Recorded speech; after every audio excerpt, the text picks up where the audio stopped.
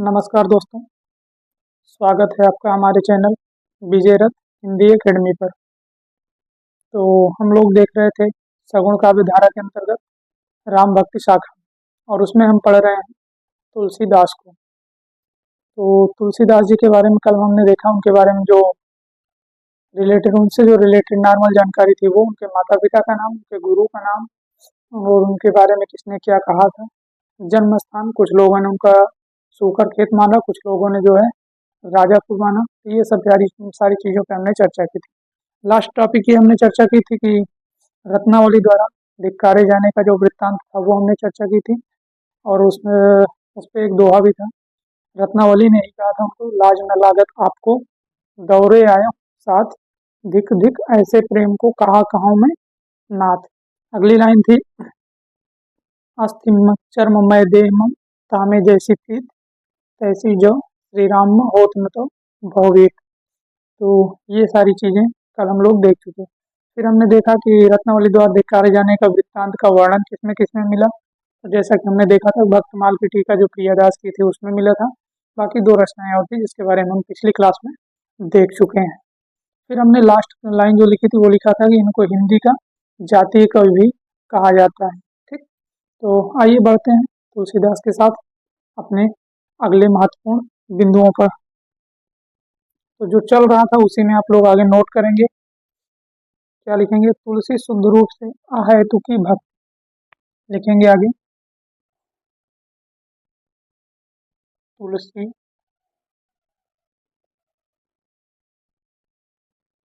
शुद्ध रूप से अहेतुकी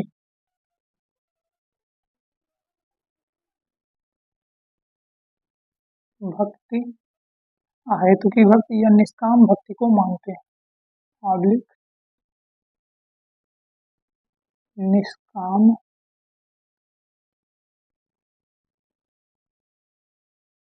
भक्ति को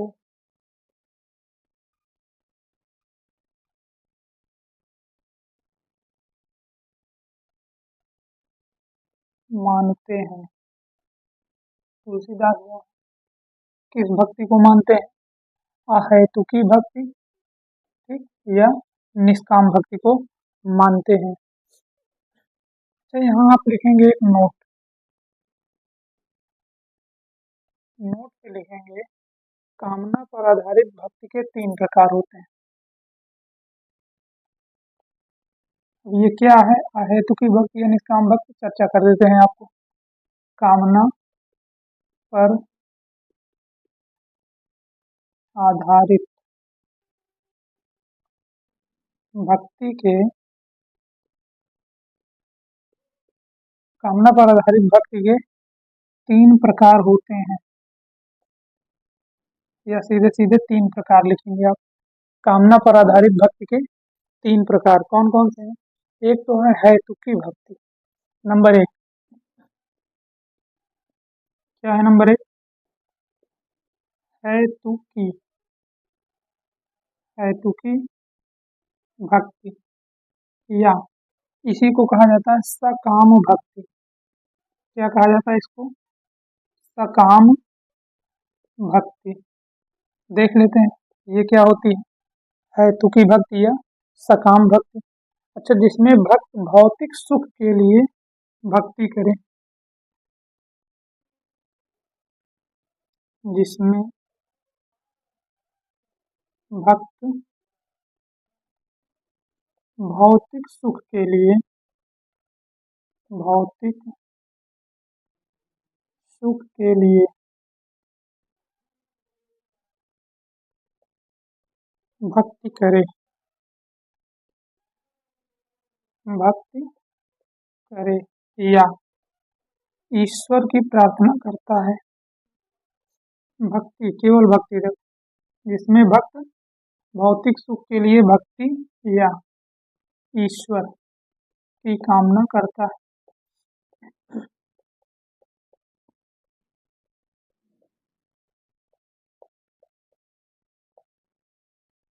ठीक, जिसमें भक्त क्या करता है?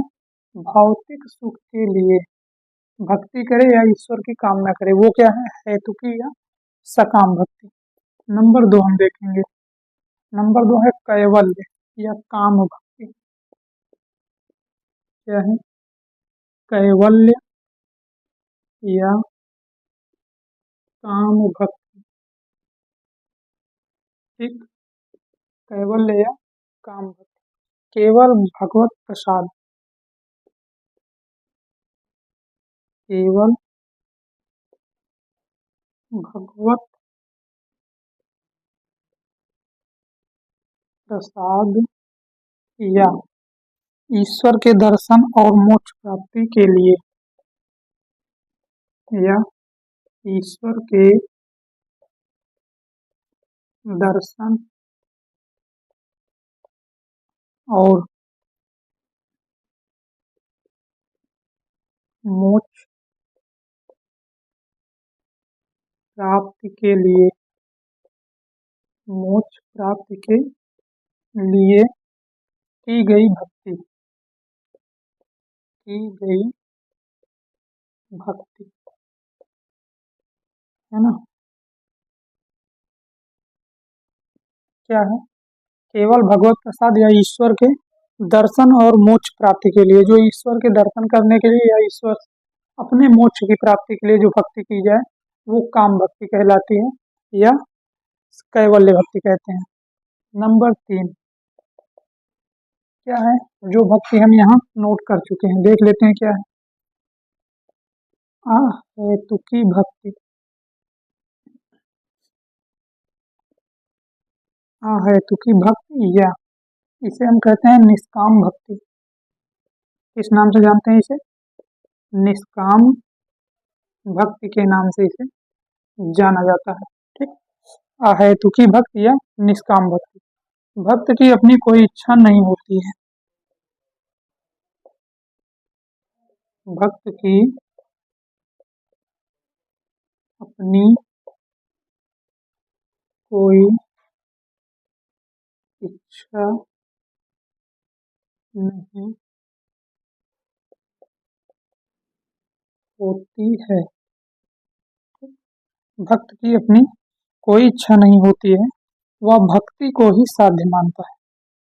या आप लिखेंगे भक्त की अपनी कोई इच्छा नहीं होती, वह भक्ति को ही साध्य मानता है। भक्ति को ही क्या करता है? साध्य मानता है।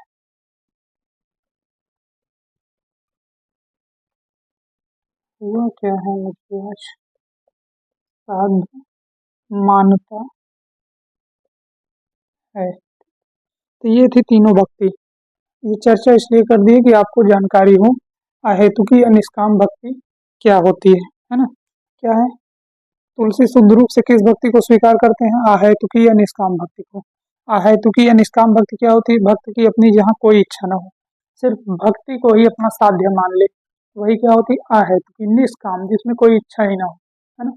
काम भक्ति जिसमें अपनी इच्छा हो, लिखा गया है ना, केवल भगवत ईश्वर के दर्शन मोक्ष प्राप्ति के लिए जो की जाए वो क्या है? काम भक्ति है। निष्काम जिसमें अपनी कोई इच्छा ही ना हो, मोक्ष की इच्छा भी ना हो, केवल भक्ति करना ही उसका साध्य हो, तो वो क्या है? निष्काम भक्ति या अहेतुकी भक्ति। सकाम यानी काम के साथ, यानी भौतिक सुख सुविधाओं के लिए जो भक्ति की जाए, ईश्वर की कामना की जाए, वो सकाम भक्ति है। ठीक, तो ये थी भक्ति तीनों। बढ़ते हैं हम आगे।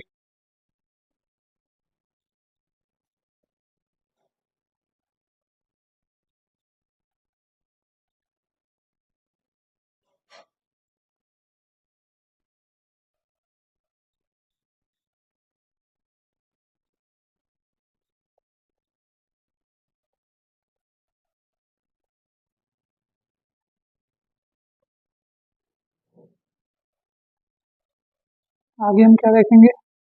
तुलसी की भक्ति को स्वदेशी भक्ति माना है।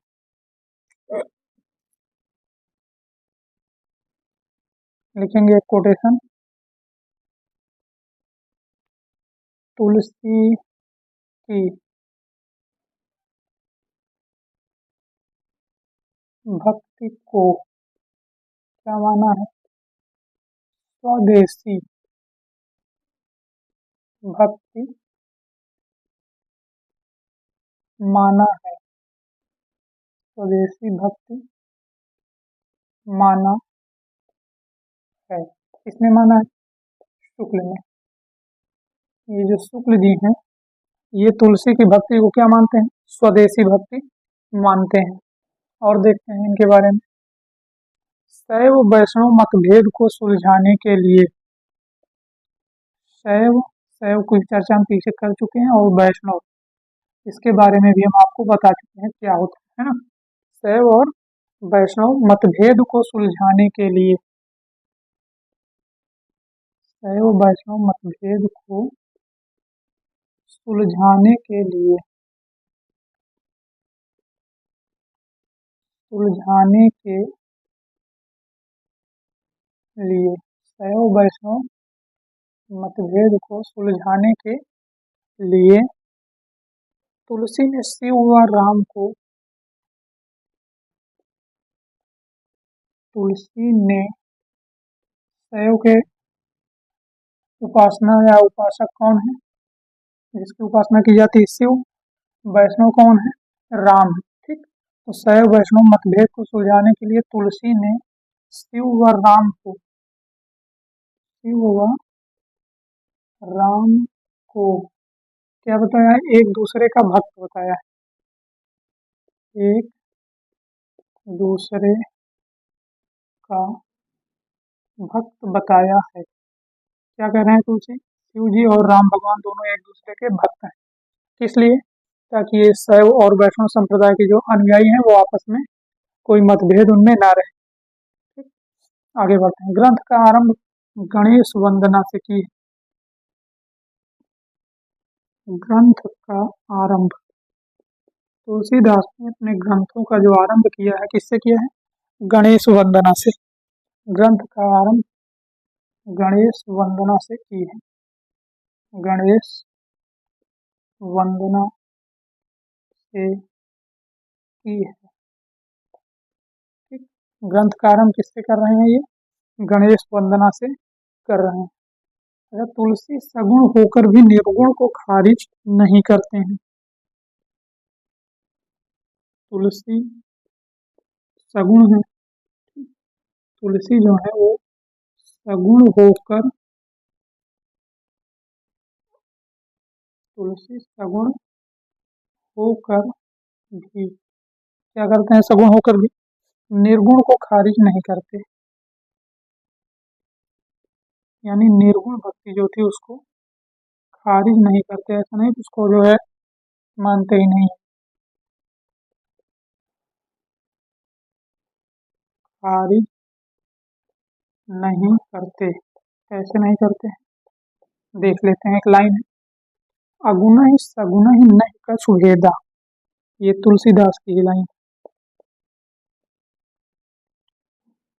अगुण ही सगुण नहीं कछु भेदा। अगुण ही सगुण ही नहीं कछु भेदा, गावहि मुनि पुराण बुध वेदा। गावहि मुनि, गावहि मुनि पुराण, पुराण मतलब पुराण, पुराण बुध वेदा, बुध वेदा। ठीक। तो ये लाइन है। तुलसी जो है ग्रंथ का आरंभ गणेश वंदना से करते हैं। सगुण है तुलसीदास, सगुण के अंतर्गत ही पढ़ रहे हैं राम भक्ति शाखा को, सीधी सी बात है। सगुण होकर भी ये निर्गुण को मान्यता देते हैं, उसे खारिज नहीं करते हैं। क्या कहते हैं? अगुण ही सगुण ही नहीं कछ भेदा। अगुण और सगुण, ठीक है, अगुण मतलब निर्गुण, निर्गुण और सगुण में कोई भेद नहीं है। गाव ही मुनि पुराण बुध वेदा, सब इसका जो है बखान करते हैं या इसका गान करते हैं। ठीक। आगे देखते हैं। भक्ति काल का एकमात्र रचनाकार,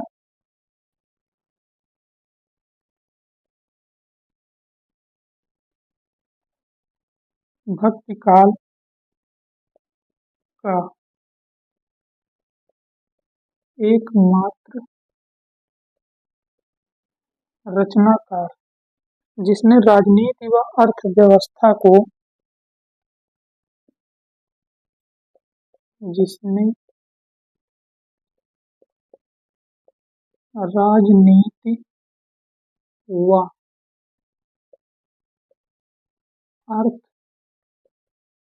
अर्थव्यवस्था को प्रमुखता से स्थान दिया।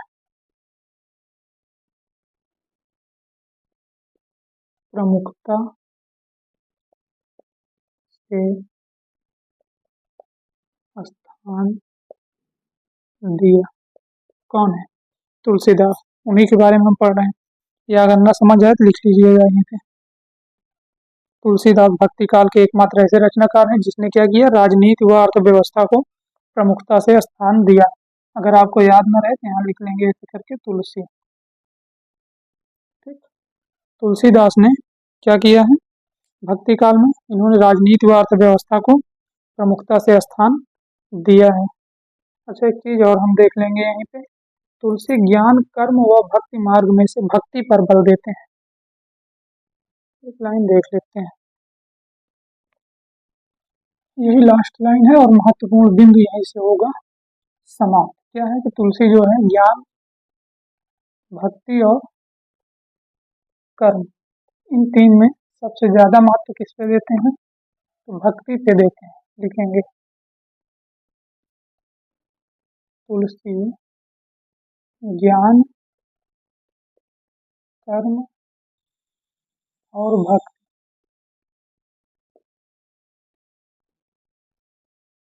तुलसी ज्ञान कर्म और भक्ति के मार्ग में से, या सीधे सीधे लिखेंगे तुलसी ज्ञान कर्म और भक्ति, इन तीनों में से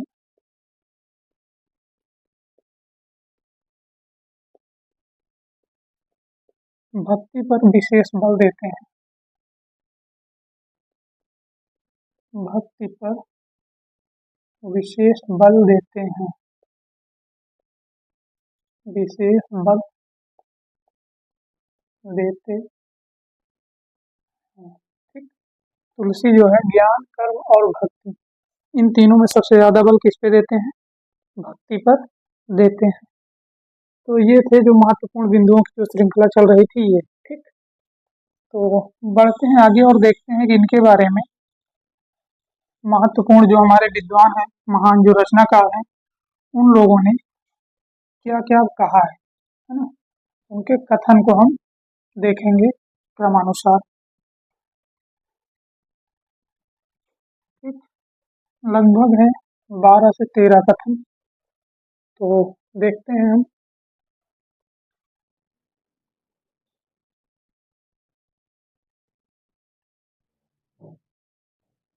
आप एक हेडिंग डालेंगे, तुलसी से संबंधित विद्वानों के महत्वपूर्ण कथन। क्या लिखेंगे?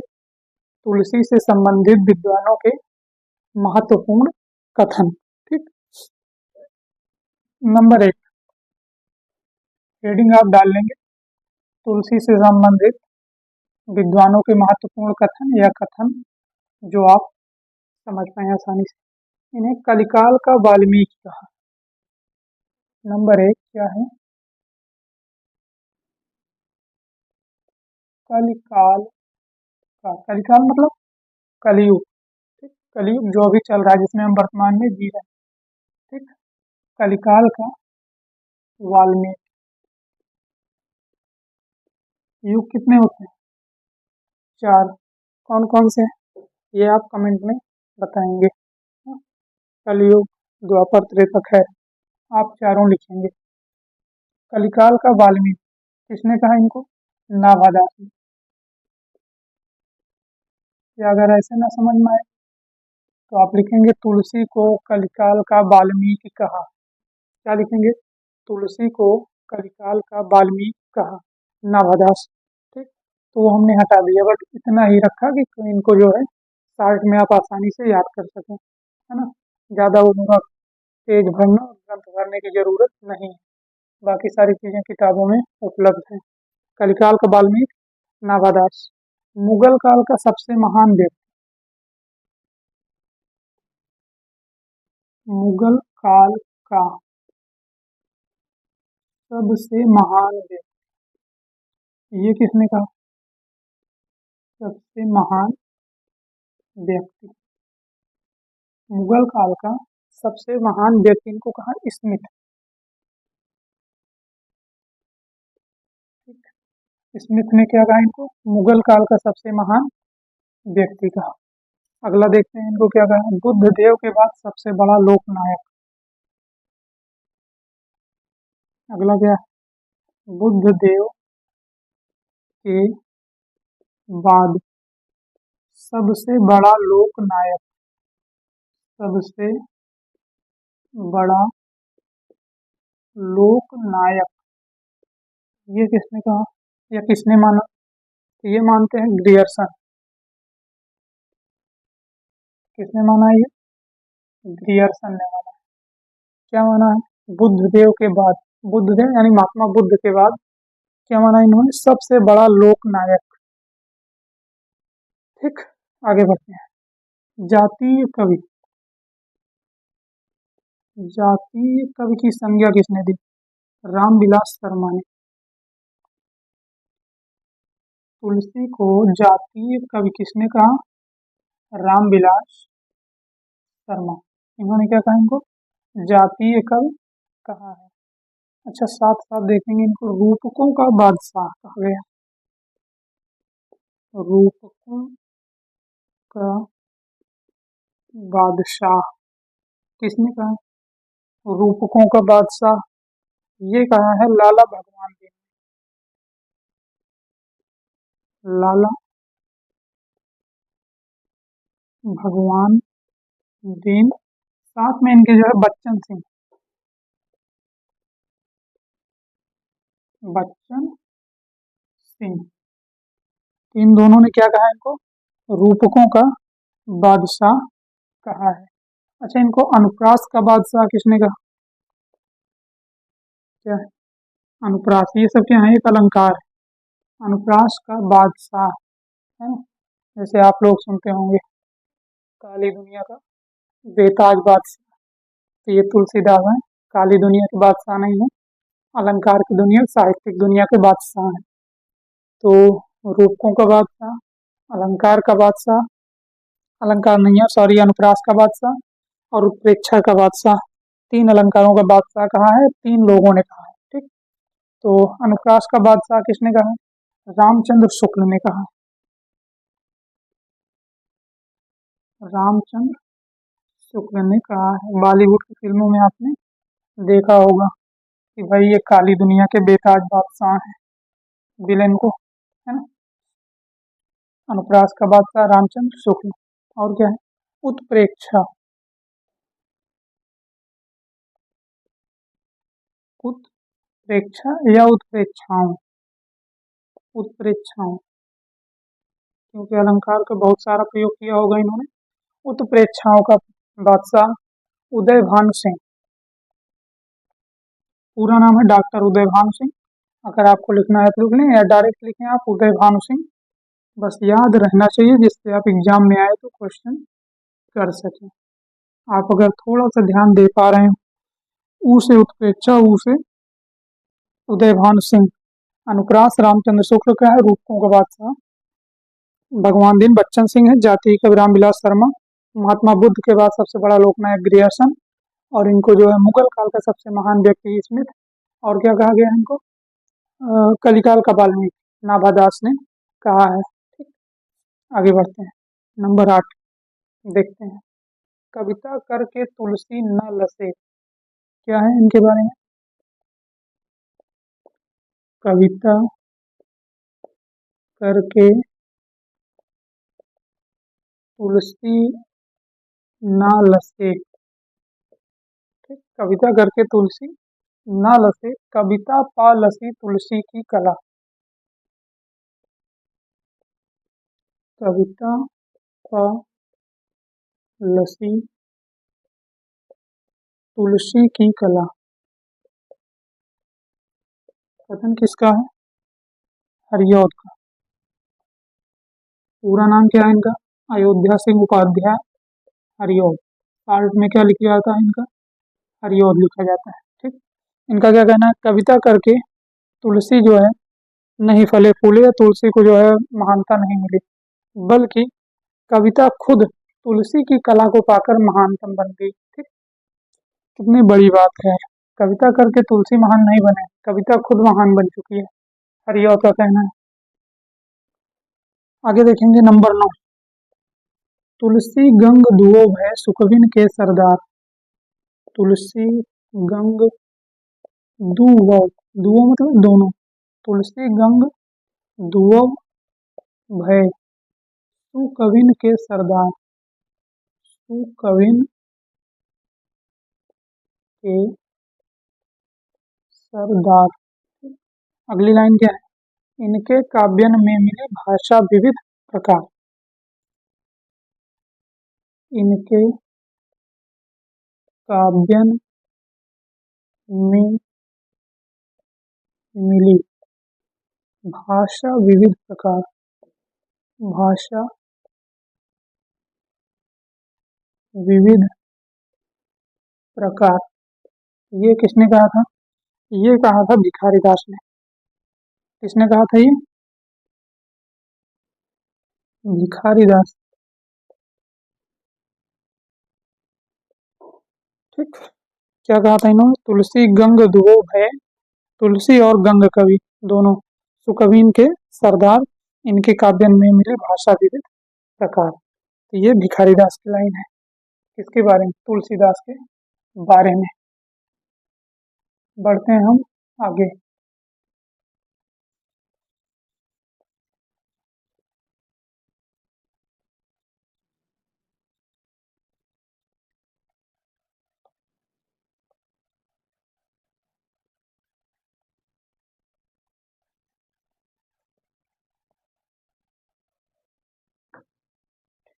दस नंबर पे देखेंगे। नंबर 10, एक और इनके बारे में क्या है? आनंद कानने पंक्ति है ये। आनंद कानने, कानने, आनंद कानने, आनंद कानने कश्चित्, कश्चित् जंगम, कश्चित् जंगमस तुलसी, जंगमस तुलसी, ये पूरा एक ही शब्द है। ठीक। कश्चित् जंगमस तुलसी, तरु, तरु। ठीक। आनंद कानने कश्चित् जंगमस तुलसी तरु कविता मंजरी यस। अगली लाइन क्या है? कविता मंजरी यस, कविता मंजरी यस राम भ्रमर भूषिता। राम भ्रमर भूषिता। ठीक। ये किसकी लाइन है? मधुसूदन सरस्वती की। पंक्ति किसकी है ये? मधुसूदन, मधुसूदन सरस्वती, ये इनकी पंक्ति है। क्या है? आनंद कानने कष्टि जंगमस तुलसी तरु कविता मंजरी यस राम भ्रमर भूषिता। ठीक। आगे देखेंगे इनकी वाणी की पहुंच। इनकी वाणी की पहुंच। इनकी वाणी की पहुंच मनुष्य के सारे भावों व्यवहारों तक है। मनुष्य के सारे भावी व्यवहारों तक है। भावों व्यवहारों तक है। किसका है ये कथन? ये कथन है शुक्ल जी का। शुक्ल जी मतलब रामचंद्र शुक्ल। क्या है? इनकी वाणी की पहुंच मनुष्य के सारे भावों व्यवहारों तक है। ठीक। अगला कथन देखेंगे। तुलसीदास जी उत्तरी भारत की तुलसीदास जी उत्तरी भारत की तुलसीदास जी उत्तरी भारत की समग्र जनता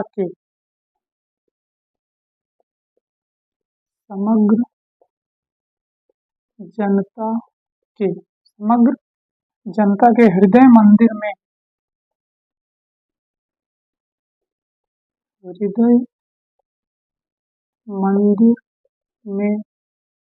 पूर्ण प्रेम प्रतिष्ठा के साथ पूर्ण प्रेम प्रतिष्ठा के साथ पूर्ण प्रेम प्रतिष्ठा के साथ विराज रहे विराज रहे हैं। कथन किसका है? शुक्ल का है। ठीक। तुलसीदास जी उत्तरी भारत की समग्र जनता के हृदय मंदिर में पूर्ण प्रेम प्रतिष्ठा के साथ विराज रहे हैं। ये कथन किसका है? शुक्ल जी का है। अगला देखेंगे हम। हिंदी काव्य की सब प्रकार की रचना शैली के ऊपर हिंदी काव्य की सब प्रकार हिंदी काव्य की सब प्रकार की रचना शैली के ऊपर रचना शैली के ऊपर हिंदी काव्य की सब प्रकार की रचना शैली के ऊपर गोस्वामी तुलसीदास ने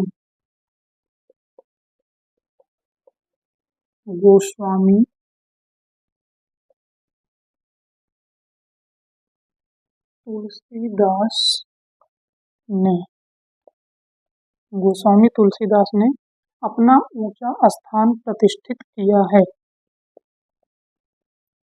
अपना ऊंचा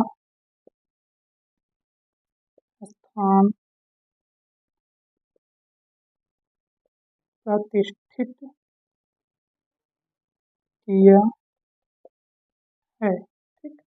अपना ऊंचा स्थान प्रतिष्ठित किया। यह उच्चता और किसी को प्राप्त नहीं। यह उच्चता और किसी को प्राप्त नहीं। ये कथन किसका है? शुक्ल जी का ही है। यह भी कथन क्या है?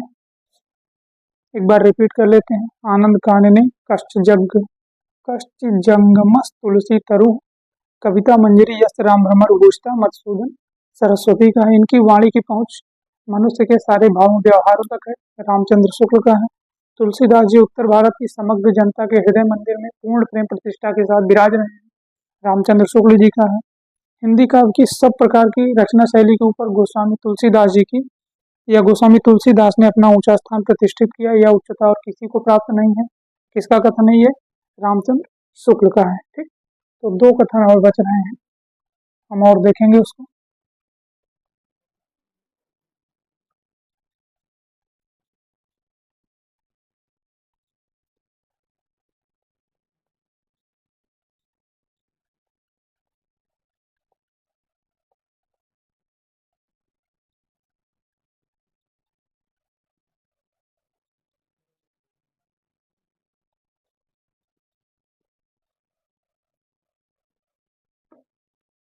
देखेंगे अगला क्या है। यह एक कवि ही नंबर 14।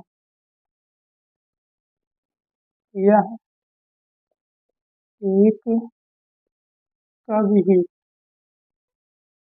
यह एक कवि ही हिंदी को प्रौढ़ साहित्यिक भाषा सिद्ध करने के लिए काफी है। यह एक कवि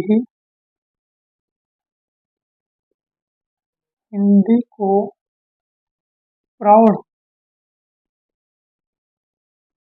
हिंदी को प्रौढ़ साहित्यिक भाषा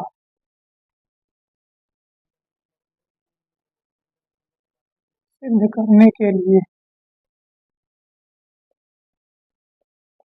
सिद्ध करने के लिए काफी है।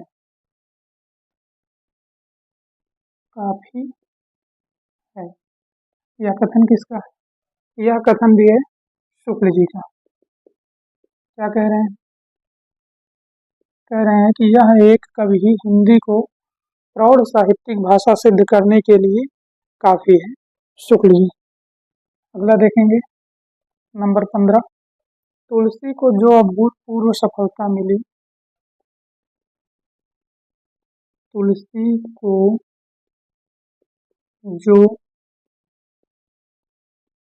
अभूतपूर्व सफलता मिली। तुलसी को जो अभूतपूर्व सफलता मिली उसका कारण यह था कि उसका कारण यह था कि क्या था? वे समन्वय की विशाल बुद्धि लेकर उत्पन्न हुए थे। वे समन्वय की विशाल बुद्धि लेकर उत्पन्न हुए थे।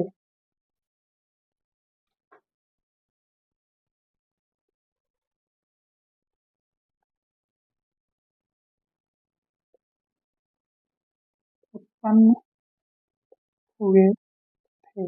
कथन किसका है ये? हजारी प्रसाद द्विवेदी का।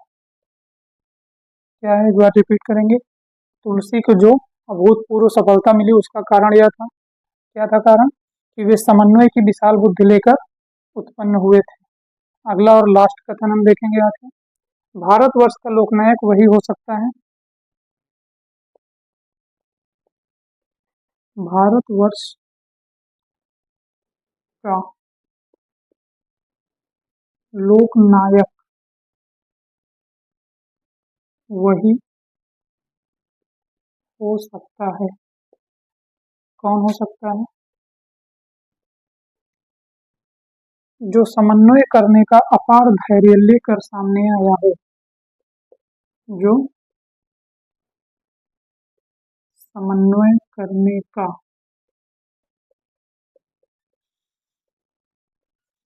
अपार धैर्य लेकर सामने आया हो। अपार धैर्य लेकर सामने आया हो। यह कथन भी किसका है? हजारी प्रसाद द्विवेदी का है यह भी कथन। ठीक।